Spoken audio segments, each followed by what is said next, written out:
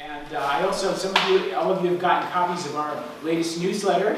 Please take a look at it and look at some of the activities we're planning for the year. And if you're interested, if you haven't already joined our society, you can always use your membership and your help to do activities like the speaker series, like our Pancake Festival for veterans, Memorial Day, and other activities like that.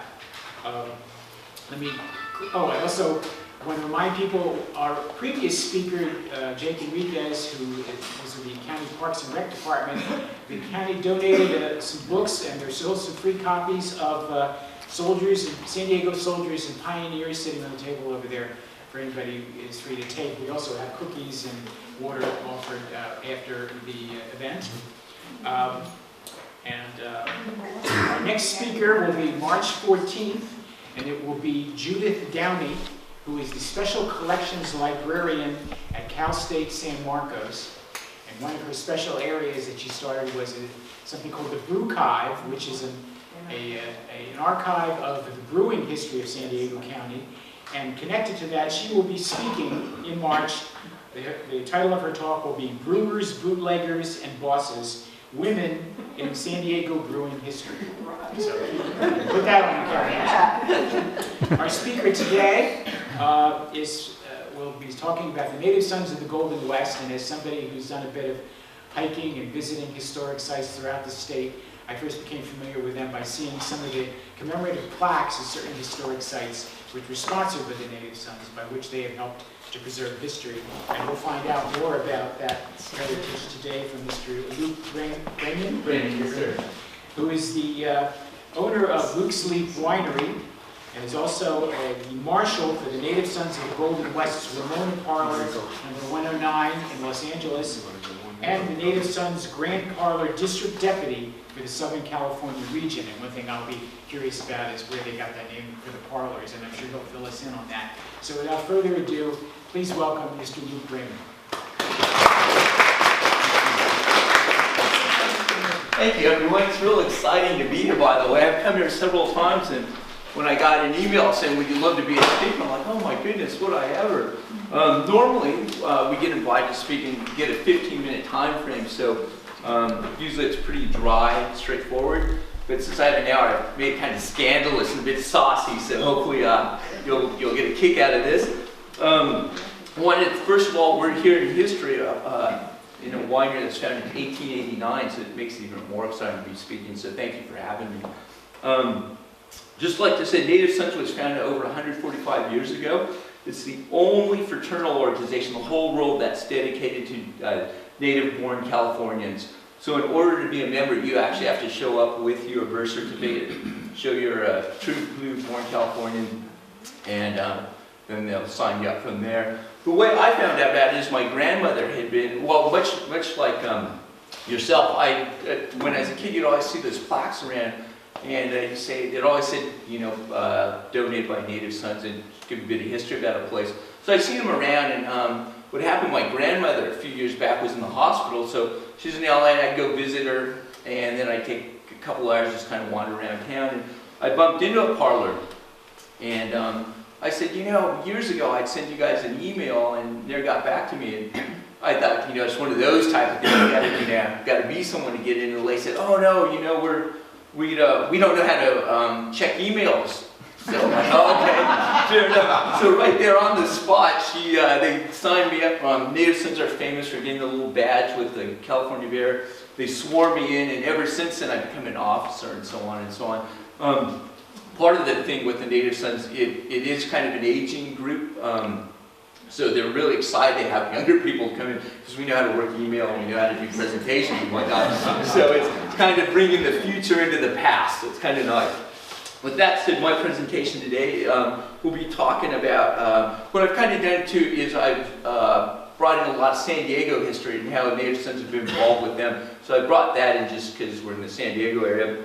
But today we'll be talking about some of its colorful characters, which include a hard-drinking, foul-mouthed, all-American professional baseball legend who wound up becoming the first coach of the Padres.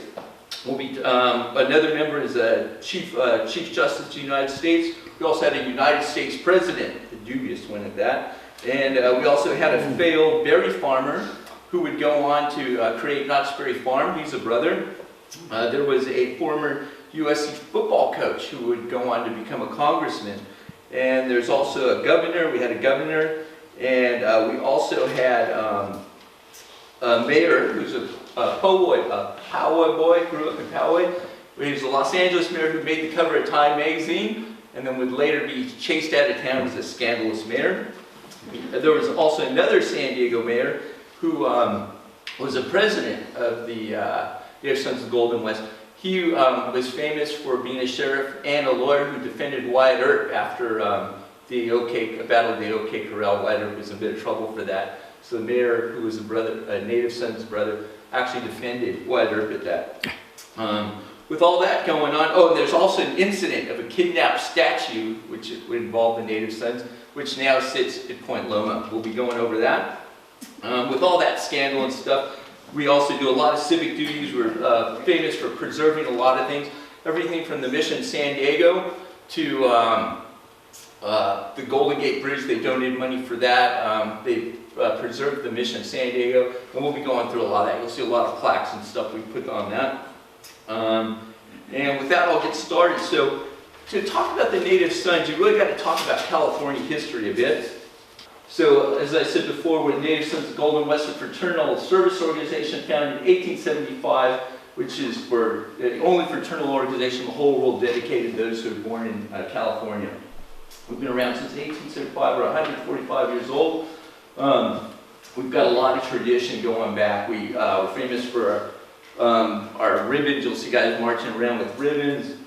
When you get initiated, you get a certificate. Back in the good old days, they actually had a full-time person calligraphy because there were that many people who wanted to be in. When you got your certificate, she would do everything in nice, fancy calligraphy. These things now, if you find them online, they're worth up to $5,000, the original ones. These days, you get something printed out of computers. That's not as fancy.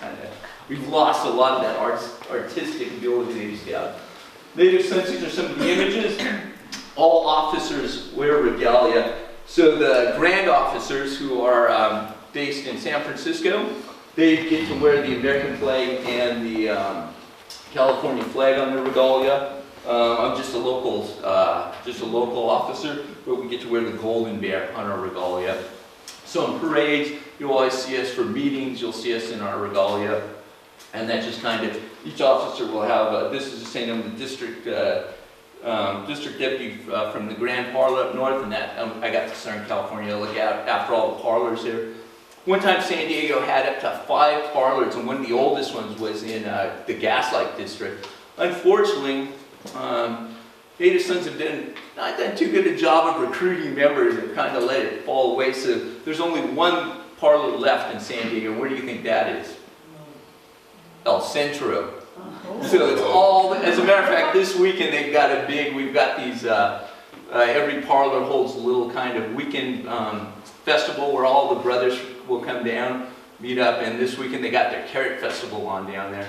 So El Centro, if you want to be in one, El Centro is the only one. Currently we're trying to get a few guys together. There's Ross here, Ross Rizzo, who's runs the winery here, his family's part. Him and a few others, we're trying to establish one here in Bernardo and get that San Diego parlors revived again.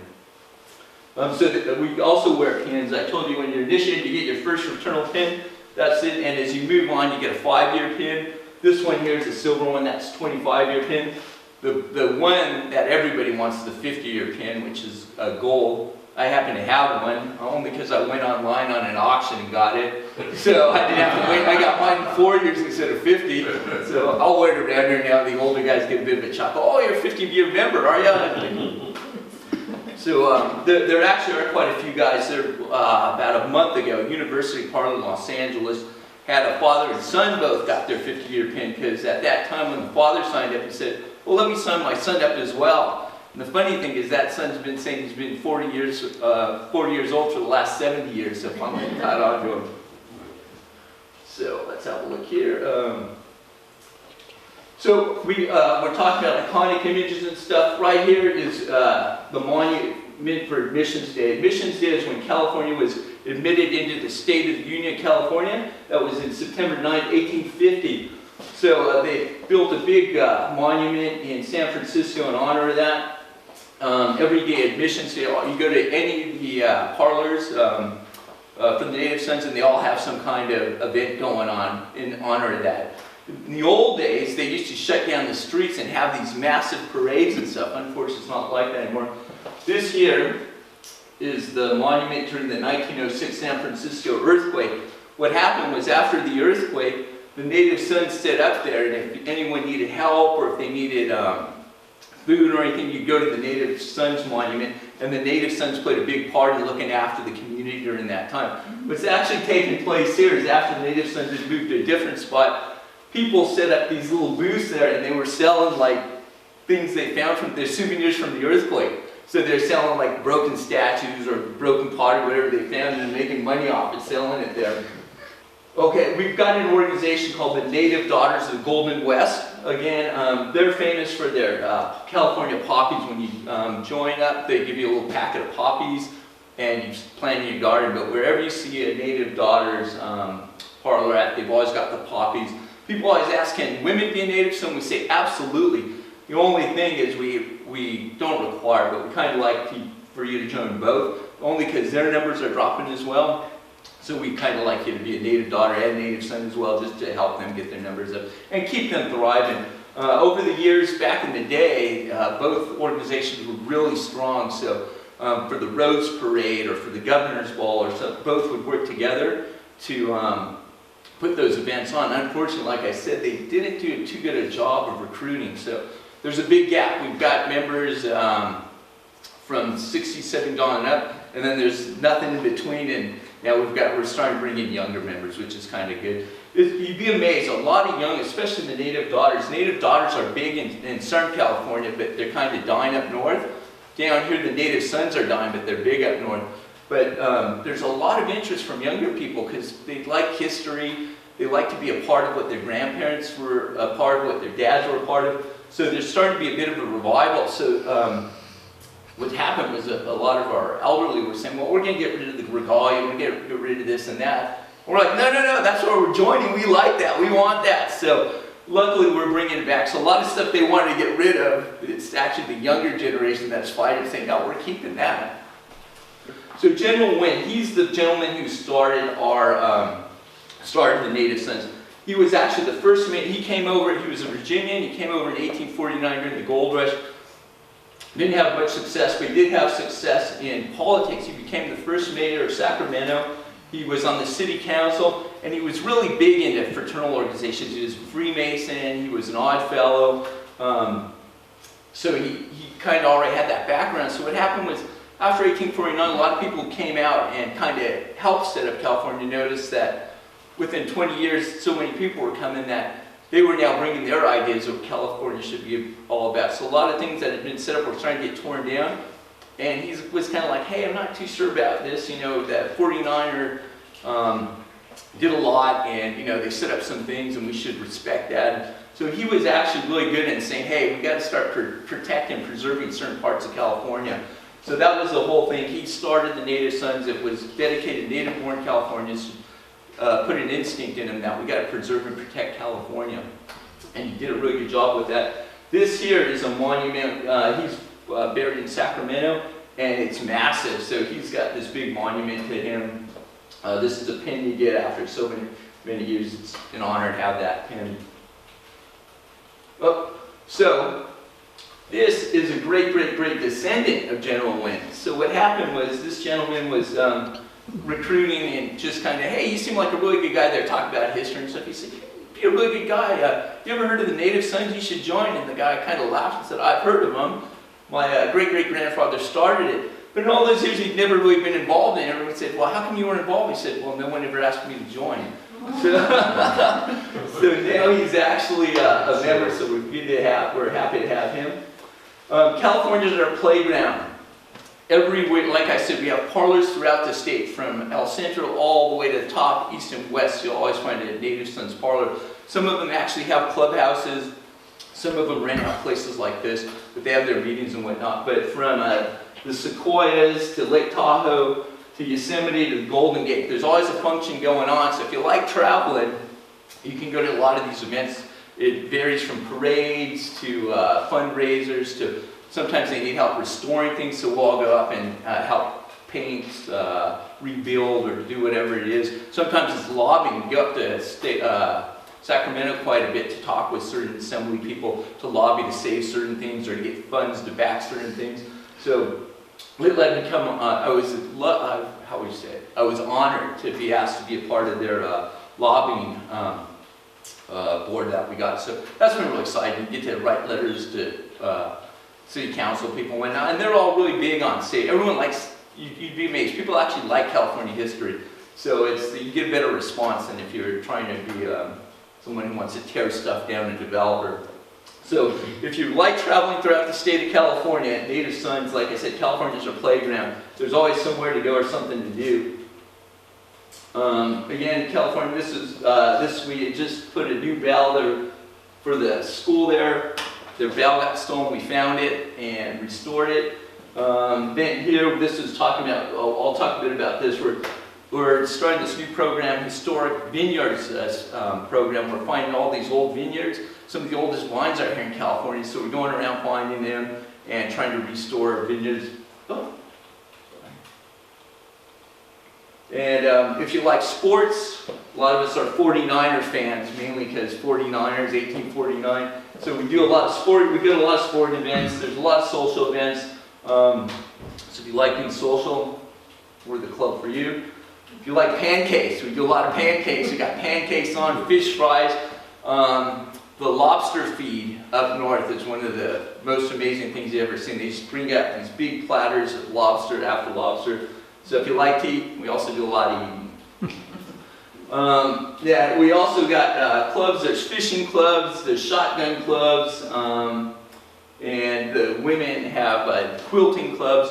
And so there's a lot to do. This girl here, she's a she's actually a current Olympian. I think she's won more. She's been in 6 continuous Olympics as a shotgun person. We met her one day, and she's got a lot of California history behind her. So I went up and I said, I'm going to go ask her to join. And the guys were like, no, no, no. And I'm like, why? They go, we'll never win another shotgun contest again. So it gets a bit competitive. So I was talking about parlors. Our main parlor is the Grand Parlor. It's an 8-story building on Mason Street in San Francisco. It's a big, beautiful building. This was the original photo of it when it was done. So up here now, we don't even have that anymore. That's actually a prestigious French club, a dining club, where the ambassador and everyone. So we're not even allowed up there. But we rent that out to them, make some money. We've got this middle bit, and then we rent the rest out. But yeah, we don't get to go up there anymore in our own building. But this is how it looks now. There's actually a dance club and disco in there, and a bowling alley. This is our grand hall. That's where we used to hold our meetings. But yeah, we rent that out. That's a big disco as well. So, parlors. I'm in the Ramona parlor here, and it was named after the book Ramona. Now I don't know if you heard of that. They have up in Hemet every year. They got the big Ramona festival, and I think it's like a 7-hour play or something like that. That book Ramona was such an influential book back in the day that we actually named a parlor after it. And I'll get more into that too towards the end. That's kind of an interesting story too. Ramona, we also got a museum. We have, everyone know John Fremont, he's the father of California. We have his carriage there, which he used to have. We've got his sword, and we've got a bunch of other historic artifacts. So, a bit like this one, we got a bit of stuff. People tend to donate stuff to us, because they'll go, oh, I was cleaning out my grandfather's garage, and I found this letter from Teddy Roosevelt. Okay, so we've got a lot of stuff. There are a lot of interesting artifacts. We're right across from the San Gabriel Mission. So if you're ever there wandering around, drop on in. They'd love to see you. They're happy to show you. Let them know you're involved here. It's like brotherhood and history. This is the inside of the museum. Like I said, we've got a lot of artifacts. Stuff from Viejo up north. Pio Pico, we got some stuff in there from him. We got some stuff from President Nixon, Teddy Roosevelt, and a lot of other history here. There were some battles that took place near there that helped capture California, so we got a lot of cannonballs and bullets and stuff from there. You like that type of stuff. Columbia Museum. So Columbia is a town up in gold country, and it was kind of like an old ghost town that was about to be torn down. the Native Sons had the vision to say, hey, you can't tear that down, that's history. So they bought it. They bought that dying ghost town. We're talking about like 8, maybe over 100 years ago. So they had it, they restored it, and they turned it over to the state. So one of our old parlors is there, and they've got a museum as well, and then they've got a Native Daughters Hall there as well. This is actually the actual parlor there. They do their meetings up here, and that's the museum there. So it's actually a whole town. It's kind of like this bit, but with a lot more buildings and stuff. So it was handed over to the state, and they kind of managed it. We still got our building there. And that's happened quite a bit. The Native Sons have purchased things like missions and stuff like that back in the day were going to be torn down. They said, hey, you can't do that. So we get the money together, buy it, restore it, and then hand it over to the state. So there's several state parks that were actually created by the Native Sons. One, which is just right over here, and I'll get to that in a bit. This is up north. That's the Sutter Native Sons building. They got their own building. So like I said, some of them are fortunate enough to have buildings. They had the vision back in the day to buy stuff, kept it, and restored. They even bought old buildings and restored them. And they've got them. Other places will meet at historical societies like this. Some of them meet at the pub. Some of them meet in American Legion halls, wherever. But with this new group of guys coming through, our next plan is, what we plan on doing is find, this buddy of mine, what he does is he finds these old homes that are about to be ripped down, over 100 years older. He'll find them, and then before they're about to be ripped down, he'll go and create a big commotion, he'll get in the news, he's good like that. And then he'll get those people to donate that house to him. And he literally lifts those houses up, right? He's got this whole, what would you call it, like it's a yard where people leave their RVs and stuff. He's got all these houses on them, right? Until he can find property cheap enough to put them on, and then he restores them. So that's going to become a future Native Sons project in the future. We're going to take those, refurbish them, and either turn them into Native Son halls or use them to generate money by having Airbnbs, so you can sit in a historic place, and then that money will go into putting money into restoring actual state projects. So we're always looking at projects like that. How can we make money? And then the money we generate goes into restoring things like the missions, Golden Gate Bridge, anything that needs restoring historical, we do that, and that's how we get our money. Another project we started, we've probably got about 12 winemakers in the Native Sons throughout California, all up north and down here in Central California. So we started this new project where we've got the Native Sons wine. So the Girl Scout cookies sell their Girl Scouts, we sell wine. So once a year you come up and it's the big boys Girl Scout cookie sale. You can get wine from Temecula, San Diego, Paso Robles, Napa, Sonoma. So wherever the brothers are, we'll each take turns making the wine. But we try to have one wine from each region. That way when people get their packet, they get to try a bunch of wines throughout California. So those are just some of the new projects we've started the last 5 years, just because, like I said, we're kind of dying out a bit. So with these projects, it helps us get money. Before we had so many members, we used to have wealthy members too, who gave a lot of money. So now we're trying to find ways so we still have the money coming in, and we can still fund these projects. So it's a new generation of doing things. Color in there. It's all redwood, redwood floors, redwood walls. They've got a big stained glass window, which was made by Tiffany, and I guess during the World Exposition San Francisco, which I think was in the 20s, that was there, and some of the members were volunteers, so stuff was getting torn down and thrown out. They're like, you're gonna just throw that out, so they took it, and it's beautiful. So they're famous for their New Year's party. Every year they throw a Roaring 20s party, a big ballroom there. So that's how one of the fundraisers they do. Everyone knows where Campo is? Campo? There was a big shootout there. Let's see. Everyone knows the Gaskell Brothers store. Have you seen that before? Like, there's really kind of nothing in Campo other than that, and then the railroad station. So, I guess back in the 20s, the Native Sons had put a bronze plaque on there because there's a famous shootout that happened there. So again, you'll walk around, if you ever see these little bronze plaques, 9 out of 10 times it's going to be a Native Sons. It's just for random stuff like, oh, there's a shootout there, so we'll put a plaque there. Back in the day, they used to have a full-time artist in our state headquarters, that building I showed you, and he would create different plaques so they were really nice and beautiful. Unfortunately, these days, it's not cost effective to have a full-time artist, so that's the Casco. So now they're just kind of basic plaques. This recently was again in Campo. This was about 3-4 months ago. They had the 100th anniversary for the rail station, so it was San Diego to Arizona Railway. Everyone said it couldn't be done, but they managed to do it. So it started San Diego, went across the border through Mexico, through a canyon, came back up through Campo, and then wound up in Arizona. So it's quite a feat. So they had the 100th anniversary, and the Native Sons were there to put a plaque on that. Recognize that guy there? So that was the train there. They had the train come through, and it was pretty. They had a reenactment. They did quite a good job on it. So we came down. Whenever we do our plaque ceremonies, there's a bit of a ceremony. We've got sand from the desert. We've got water from Lake Tahoe. We've got water from the Southern California oceans, and they mix it all up into cement to put the plaque on. So you got all parts of the state in that cement that puts the plaque up. These are Native Sons. Like I said, we do a lot of plaques, so we're all over the state. A plaque ceremony is a big event, so when you go, if it's the parlor in Sonoma, or if it's the parlor in Napa, or if it's the parlor in Paso Robles, that parlor will put on the event, and it's a 2-day event. So the first night's a bit of meeting up with your buddies, dinner, and a few drinks.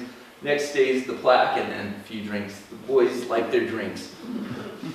Then it could be beers, bourbon. Everyone brings their own little bars. Everyone has their own competition and stuff. It's actually fun. It's really social.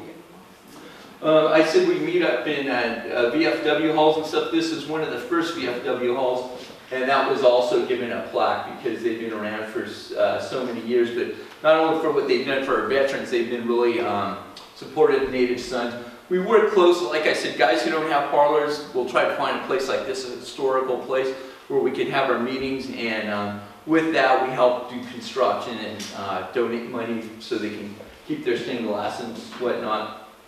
So it's always the partnerships of how are we going to get involved, how can we help our local communities, how do we help the overall state projects as well. So we're all about California. Again, it's so we do a lot of cigar smoking. Another thing we're got a connection. I don't know if I could be talking about this one. One of the young guns, as we call them, has a connection with Cuba. So we get these cigars in it with Native Sons. Little cigar bands on them. So now we got cigars and wine, and we're working on bourbon too. So how's that for a historical society, right? Yeah. Again, here's the book. So this was actually one of the oldest cigar shops. So we don't just we'll preserve anything that's historic. This was cigar shop was I think over 118 years old. So it's been around forever. So they got a plaque, and it was just to help preserve that as history. It's one of the first original cigar shops that went up in the town of Monterey. That was the Monterey Native Sons who organized that bit. So we don't just do cigars, we also do wines. This is actually one of the oldest vines in California, which was planted by Father Sierra, who started all the missions in California. This is in San Gabriel, and it's probably about up to my shoulder. It's probably as wide as me. So it still produces like small berries, but it's been looked after. UC Davis, which is the Harvard of wine schools, they've actually come down to put nutrients and keep it alive, and they kind of helped set up some of those vineyards because they were dying out. They got clippings because UC Davis has a museum there, or not a museum, but actually a science place where they keep all the different vines and stuff. So you can always replant them. That's where if you want to set up a vineyard, you want to buy some wines that you know are healthy and been looked after, always buy them from UC Davis. They've got an amazing thing there. Again, Native Sons work with universities on projects like that, as well as history projects. So we're at UCR. Actually, I took some of this slides you'll see there from UCR. They're really good. They've got a great database with a lot of photos. So if we ever come across old photos which get donated to us at Ramona, we'll invite them to come down, and they'll have a look at it, and they'll make sure it's in their database. So we work a lot with stuff we get. We make sure the universities and museums know about it. So this that vine was actually plaqued by native sons and native daughters back in the 1920s, because even back then it was old and historic. Also, another project we do is we fund, anybody could write a grant to us. If your organization needed something, write a grant to us, and we're happy to support it. These ladies make antique dolls and teach kids how to do it. So they had said, hey, you know, we've got this thing, and at all the events, historic events, you always see them, they got their booth, and parents will walk around and leave the kids there for a bit, and the girls learn how to make dolls. So we sponsored that, so doll making by native sons. That's just another project we do. This here, that carriage used to belong to Ramona Parlor, and we had winded up selling it to the Gene Autry Museum. It's up in LA. It's like the Western Museum. They got a lot of stuff there. This was way before I was there. I guess about 30, 40 years ago. They were short on cash, so they sold it to them. And everyone always thought it had been in a fire because it looked like this, but it's all black and charcoal and stuff. So everyone thought it must have been in a fire stuff.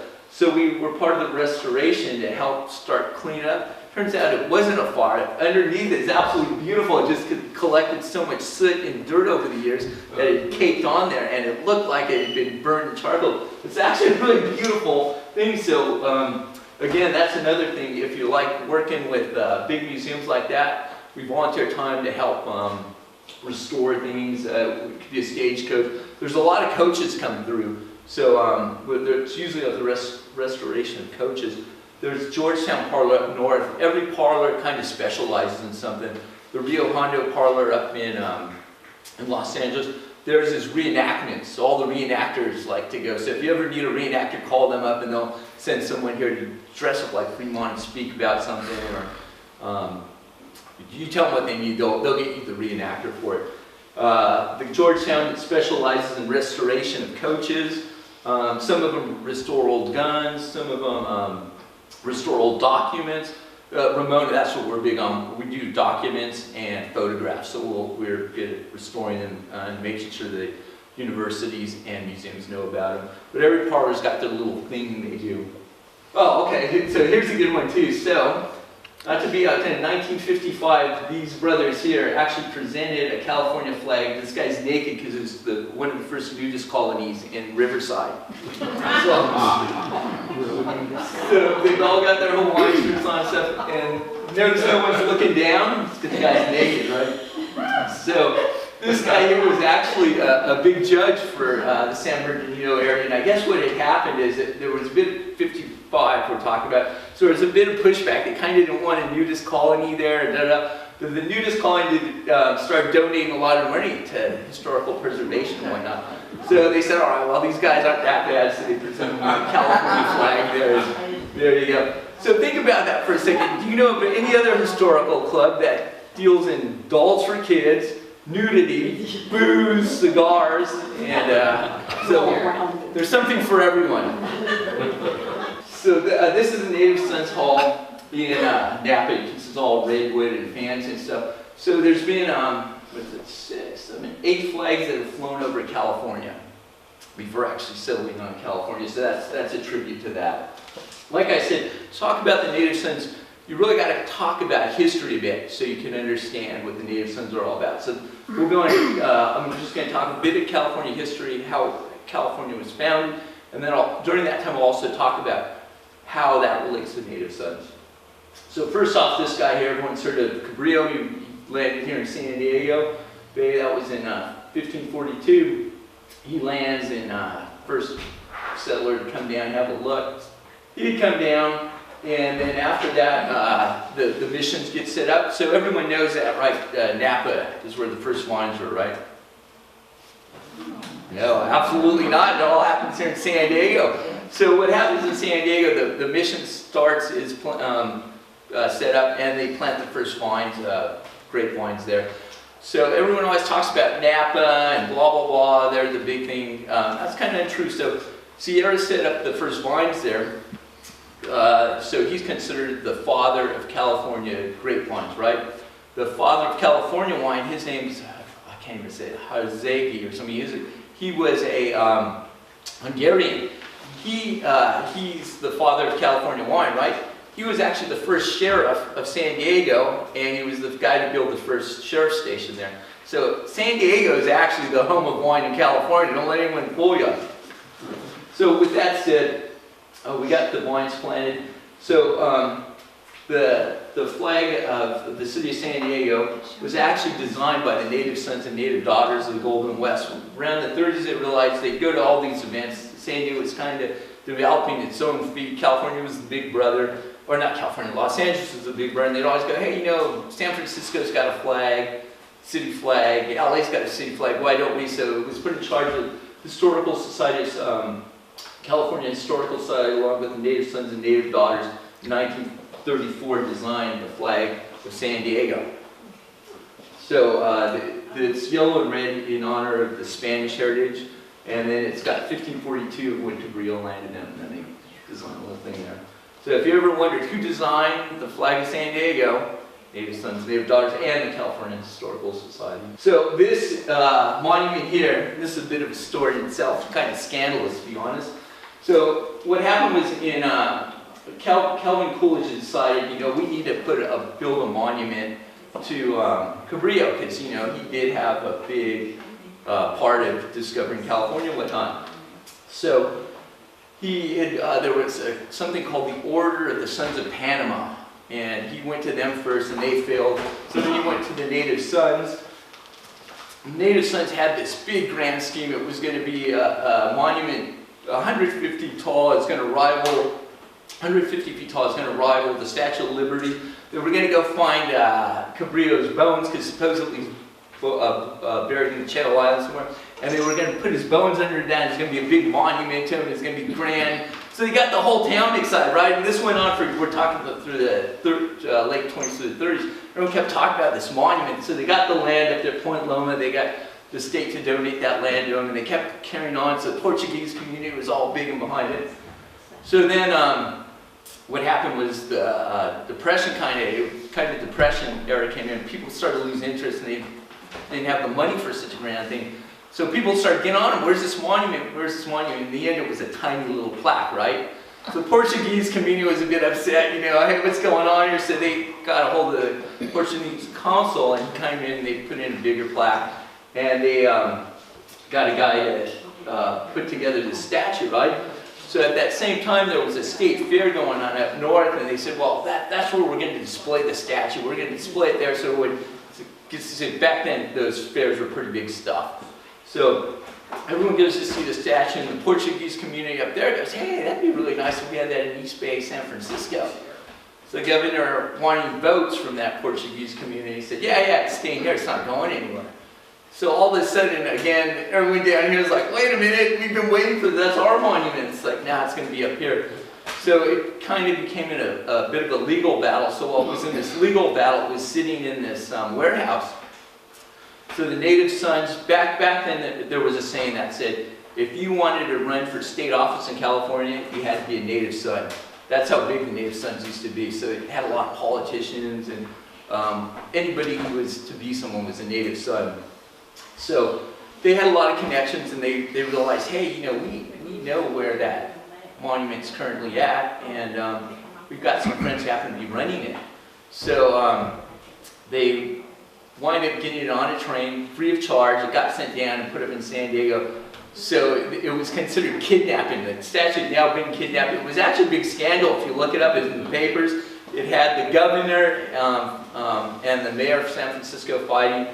The mayor of San Diego over and went legal battle back and forth. It's in all the papers, and eventually the Native Sons did the right thing, and they finally built that big monument they had promised the Portuguese community. Bit of scandal involved, but in what does everyone know these days? Hey, there's a statue of Cabrillo there, but that's the story behind that. So in 1579, Sir Francis Drake arrives, and he raises the English flag near Point Reyes. I'd show you a plaque of that. Unfortunately, it was stolen about 50 years ago and never been put back. That tends to happen a lot. A lot of our plaques get stolen because, like I said, back in the day, they were all bronze and they were real artistic. So we know we have over 2,000 plaques that we know about there. every now and then someone will send, one of the Native Sons will go, hey, did you know there's a plaque at so-and-so? Someone's like, no. So they've actually finally started a database to know where each of these plaques are, where it's located. But back in the day, it would be the San Diego parlor, the LA parlor, and they kind of just put a plaque up and not really tell everyone. So we're finding all these plaques that we didn't even know exist, and we're realizing a lot of them had been stolen, so we're just replaquing. So the reason there hasn't been one go up at Drake's Bay, because I don't know if you've noticed over the last 10 years, there's been a thing saying, well, it actually occurred. So until there's been some kind of actual fact that says it has happened, then it will, a plaque will go up. So that's why it hasn't been put up, because no one's sure if it actually took place. So we did talk about this gentleman here, planting the first vineyards and stuff, and he later on became California's first saint. If you'd like to see his body, that's at the mission up in Carmel. He's actually interned there, so you can visit his body there. Like I said, California has played a big part in saving the missions. There's one called Saint Bravard or something, which is up north, which was in complete ruins, and they were going to tear it down. Native Sons actually bought that land, restored it. And like I said, they would buy things, restore, and then turn it over to the state. They played a big part in saving the San Diego mission. That's actually the Native daughters there after they had helped raise some money. And the Native Sons came in and helped with actually doing physical work to restore the mission there. And that's what the mission looks like today. So you can see, not too much different than from what it used to look like. It's a bit cleaner and done up a bit more. So back in the day, the mission system was so important to California that the Native Sons used to put out a map, and they would give them, as part of their recruiting, they'd go to all the tourist offices and say, here's a map for your guests to go visit all the missions. Back in the day, there used to be tour groups which would drive from mission to mission, and that used to be a big thing. It's touring when cars first came out. People would tour, drive from one mission, spend time there, and they used to vandalize things, not knowing at the time because people didn't know, but they would carve their names in the bells to say, I meant. So there used to be a lot of that going on. So part of our restoration now is going to get some of those bells, kind of softly sanding those names out. Other people have said the names should be left because that's part of history. So history's got a funny way of acting sometimes. So San Diego State, you see the students here from the San Diego State Vineyard Management class. So the Native Sons have put together a grant so that the students there, Mission San Diego, where the first vines were planted, there's not a single vine on that property. So we're working with UC Davis to try to get original cutting from Father Sierra's vines, and the students from San Diego State are going to be working to establish just a small vineyard, which is more of a token, I guess, but just to have that there, so kids can learn, these were where the first vines were planted. Agriculture is very big in California, we get protected. So that's going to be the point of that. But that same point is they're going to take that same cutting and reestablish the vineyards all throughout California. So the goal is to get San Diego to look out after Mission San Diego and the San Gabriel Mission, and then Central Coast University, Cal Poly, will take care of the mission vineyards in the Central Coast, and then UC Davis will look after the Northern Coast. So this is becoming a bigger project than we thought. Originally it was just going to be San Diego, it's the San Diego mission. But everyone's kind of like, hey, that's pretty good, we want to be involved. So it should have started over a year ago, but since it's grown, it's taking a bit longer. But San Diego State University students, I'm really proud of them, being a big part of the push, working with the Native Sons for that. At the same time, that same mission, there was Father Luis Jamie, I think it is. Jaime, I think is actually how you pronounce it. But he was the first California martyr. There was an uprising, and unfortunately he lost his life during that uprising. But Native Sons back in 1924 had put a plaque up there to him. So along in the mission, you'll find a cross they built to him, and supposedly that's the spot where he had perished.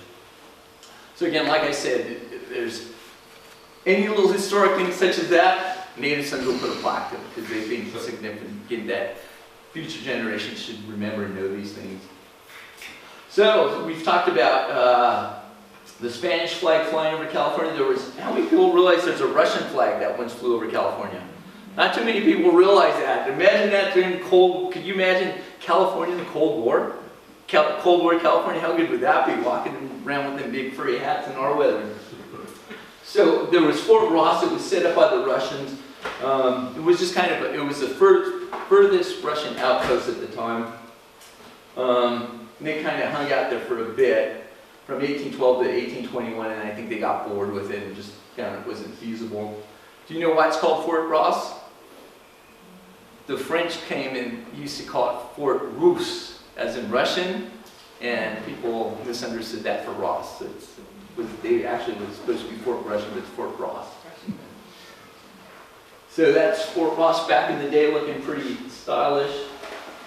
And then it started to run down, started falling into decay and stuff. But the native sons in that area, every 4th of July, they used to go out there on the land proper and have the 4th of July party, big 4th of July party.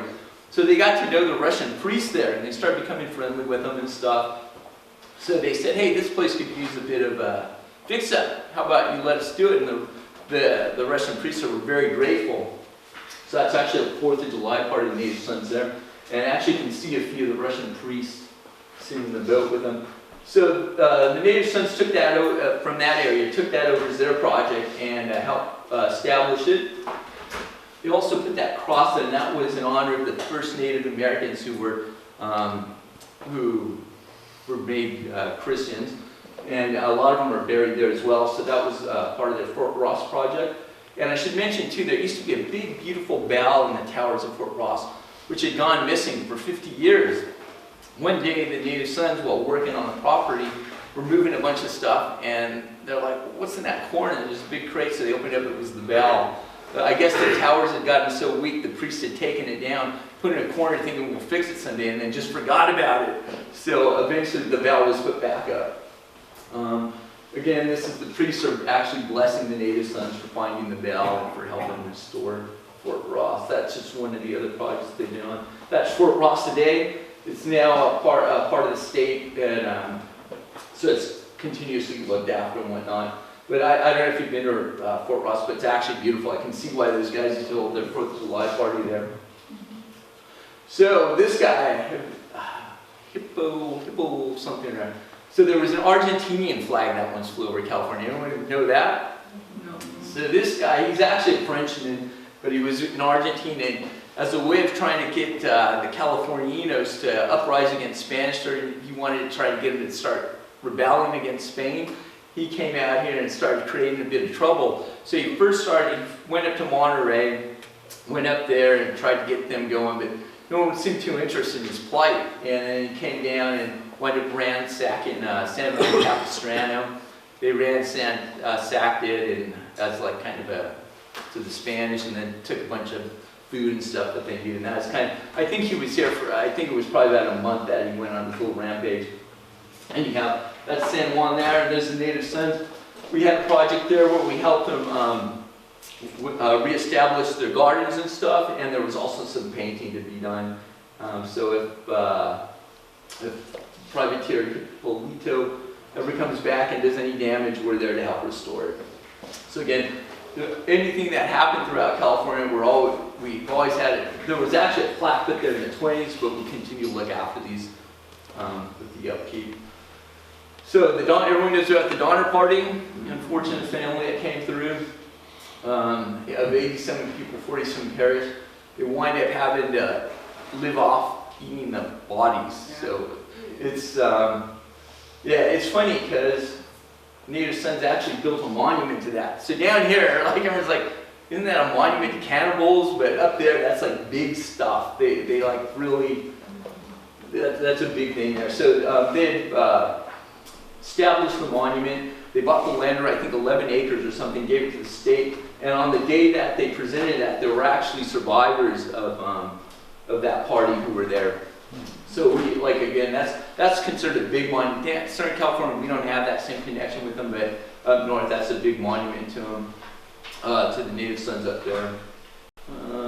Okay, so then next we got the Gold Rush, 1848. Everyone starts coming in. Gold's discovered by this man here. James Marshall was looking after Sutter's Mill and saw something in the ground, said, what's that? Picked it up. Gold nugget. Next thing you know, you got, before I go on, so you got, these are all Native Sons. That's the one is a relative of Sutter, and the other is actually a great relative of Marshall. So we've got a lot of family connections in Native Sons that go all the way back to the beginning. So that's always fun too. So we got the gold rush. There's gold in Memnar Hills. Throughout California, you can see there was gold. Even down here in Julian and San Diego, there were quite a bit of spots of gold. So you had the biggest mass migration ever of people coming to California for gold from all around the world. So many ships had come. People would say, okay, I want to be a sailor, I want to work as your crew. The ships would park in San Francisco and the crews would disappear because they ran off the gold field. So there's literally a city of ghost boats in San Francisco at one time because they had no sailors to get the boats going back. So what happened was housing became a problem. So they started turning those ships into houses. So there's parts of San Francisco where they were actually boathouses where it's been paved over, but when they dig, they'll find those ships where people have been living over the years. So there's a few plaques in San Francisco you'll see, and it'll say such and such a boat was there, and there's kind of like an outline of which ship is buried underneath there. Okay, so with all that gold and all that gold mine that went on, both John Sutter and Jane Marshall both died penniless. Ironically, it seems like most people actually, it was quite expensive to be a miner. You had to have the money to get out here. You had to buy the equipment. Food was real expensive because it was limited. All your supplies were real expensive. So, how do I say this without being rude? But the people who really seemed to profit were the saloon owners and the brothel owners were the ones who made the money during the gold rush. And although we don't put monuments on such things, you guys ever heard of the Clampers? Oh yeah. Yeah, they're famous for that. They find the old brothels and all this stuff no one wants to talk about. They put the plaques on that, so they keep that history alive. So this is Sutter's Mill. The Native Sons helped establish that whole park. They bought land. They had that vision to say, hey, you know, this stuff's important. This is how California started, the California we know. This is how it started. So that's actually a state park. If you up north, if you walk around with a t-shirt or something, Native Sons, people will stop you. That's because they realize the importance, and they'll stop you and chat and shake your hand because they really appreciate that. Down here, not as much, but up north, because they can see that that's where Marshall lived, his cabin. That was restored by the Native Sons. It had deteriorated. They bought the materials, they gave the manpower to rebuild it, and now the land's been given to the state park. Still, Native Sons will go over there about once a year and help do upkeep on stuff, and just free volunteer time to help, you know, sometimes these panels are falling off and whatnot. Native Sons are actively involved in taking care of projects they started over 100 years ago. That was the monument there they put up. Again, there's another bronze plaque. This is back in the day when we had artists make this really beautiful one. James Marshall, so that's a big monument they built. So it built over 100 years ago, and then just recently in 2010 they raised another $1 million because it's falling in disrepair. So it's getting another $1 million to repair that and put that together. So again, Native Sons once a year when we have our, when we go help fix up, we got a lot of guys come down, we do all the fixing, cleaning, painting, whatever they need, and we also do a bit of drinking afterwards. This guy's actually a vineyard owner up in Napa, really nice guy. So then from there, after you discovered his gold, you got the 1846 Bear Revolt. So everyone starts to rebel. So everyone knows about the Bear Revolt. I won't go too much into it. So that's basically where really California starts to take off. So you had the raising of the bear flag at Sonoma. Lasted for about 25 days. We were under the actual bear flag. Sloat would land on July 7th. He would come and raise the American flag. No one realizes this either. Sloat probably got California for the United States 3 days early because English were already in the harbor and the French were there. And they were deciding, okay, who's going to take California? And Sloat kind of sailed in, sent his men on shore, and they raised the flag. And otherwise, we would have been French or English, which probably means we've been a part of Canada. Anyhow, the Native Sons there, they do, well, first I should get to this. that was the original California flag that went up. Unfortunately, that burned during the San Francisco earthquake. That was in the hands of the pioneers of Society of Pioneers, which is, they were also kind of swanky. They're like the Native Sons, probably a little step above us, a bit more snooty. So they had that unfortunate burn. But the ironic thing was that flag was designed by Todd, which was Abraham Lincoln's, the wife of Abraham Lincoln. That was her brother. And it was actually done with mulberry juice and wine. That was torn from a guy's shirt to put that. And at the time, a lot of people thought, when people came up with the bear flag and all outside, and they're like, why is there a pig on there? why is there a hog? Why did you guys put a pig on there? That's not a hog, it's not a pig, it's a bear. So, Native Sons had built a monument, a really nice monument on the spot where the bear flag was raised. It was done by a well-known artist at the time, and it's actually a registered landmark with the Smithsonian Institute of Washington, D.C. Once a year, the Native Sons come and do the reenactment of the raising bear flag. There's actually 2 monuments there. There was first this stone which was put there, and then after a while, they raised the funds to build that big fancy one.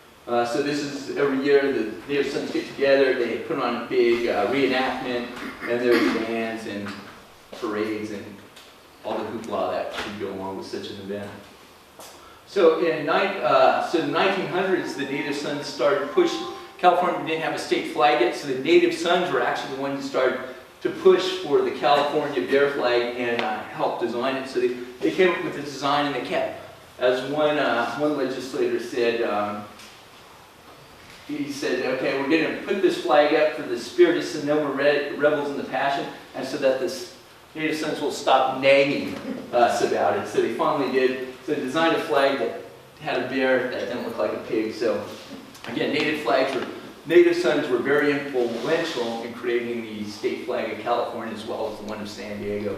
We're going to hold a few minutes left. How much? Oh, is it? Okay. It's about noon. Oh, I'm so sorry, guys. Okay, so there's the custom house we do a reenactment of Soap's Landing. There's Battle San Pasquale up here. That's a state park. The Native Sons actually had bought that land and donated it and put up a monument. Rio San Gabriel, they do the reenactment there every year. They're currently moving these canyons. It overlooks this homeless encampment at the moment. It's kind of this dirty river. So they're moving that to a safer spot where people can enjoy it. Vernon, last battle of California. The monument used to sit in the middle of the railroad tracks that was stolen. Native Sons, along with the town of Vernon, put up a new one, and it's now in a proper spot. Cahuenga, the Native Sons actually stopped that from being torn down. It's literally across the street from Universal Studios. Universal Studios wanted to take it and rip it all down. Native Sons had gone in there and put up a big protest. So now that's like a little mini state park. Thanks for telling me. I get carried away, sorry. What are we famous for? We're famous for marching in parades while carrying the world's biggest California flag. So that's actually a book that was made about the Native Sons and their parades. So you still do, that's back in the day. Native Sons, they used to carry canes. They'd all wear a white suit and march around with canes. They had drums. Okay, here we go. We had been in every Rose Parade up until about 30 years ago. It became too expensive. They stopped. Not last year, the year before, they had finally made it back into the Rose Parade again. So Native Sons were in the Rose Parade 2 years ago. This year we didn't get invited. We missed out by one spot, but it looks like we'll be back again next year. Okay, well, we're talking about famous brothers. We had one brother who was the first, William Traeger was the first, he's played the first Rose Bowl for Stanford. He is also one of USC's first football coaches. He became a Los Angeles sheriff and a congressman. And at one time he was the grand president of all the Native Sons of Golden West. Hunsaker, he was the sheriff and mayor of San Diego, and he was the president of the Native Sons of Golden West 108. Anyhow, if you want, go on eBay. You can buy his Native Sons medal if you want for $12,000. There was brother Walter Knox, who was a field berry farmer who wound up creating a roadside berry business into $1 million Enterprise. That's there's my niece. So once a year, the Native Sons go there from Santa Ana and they have a big festival. That was a plaque put up at Knott's Berry Farm in honor of Brother Knott's. This guy here, I don't know if you ever heard of him, William Randolph Hearst. He was a Native Son and he used to be very active in marching the parades. He also created a war to sell newspapers. And that's one of our brothers who fought in the Spanish War. That's his 50-year pin, and that's now in the museum. There was Earl Warren, who's the Chief Justice of the United States. There was this guy, Fletcher Bowen, who grew up in Poway. Like I said, he started off as a pretty good mayor. Everyone thought he was pretty good, but I think he'd been in there too long and wanted getting kicked out for a bit of involvement in corruption. And then, speaking of corruption, there was President Nixon, who was a Native Son. There's actually 2 Native Sons who donated a California flag to him. And this was him putting up a Native Sons plaque for all the Native Sons who had died in previous wars. There was also Governor Brown, that's him with Richard Nixon, his brother Richard Nixon. How much time do I have? Oh, I have way over. Real quick, sorry. So there's Left Field Duel, Coach San Diego. I'm so sorry, you guys. There's Left Field Duel. Like I said before, there was professional baseball. The Native Sons were. Thank you, guys. So sorry about that. The Native Sons used to be the only baseball team in town with the minor leagues. They introduced guys like Left Field Duel and a lot of others. And that's an old uniform. And I'll leave it at that. Thank you for coming, everyone. If anyone has any questions.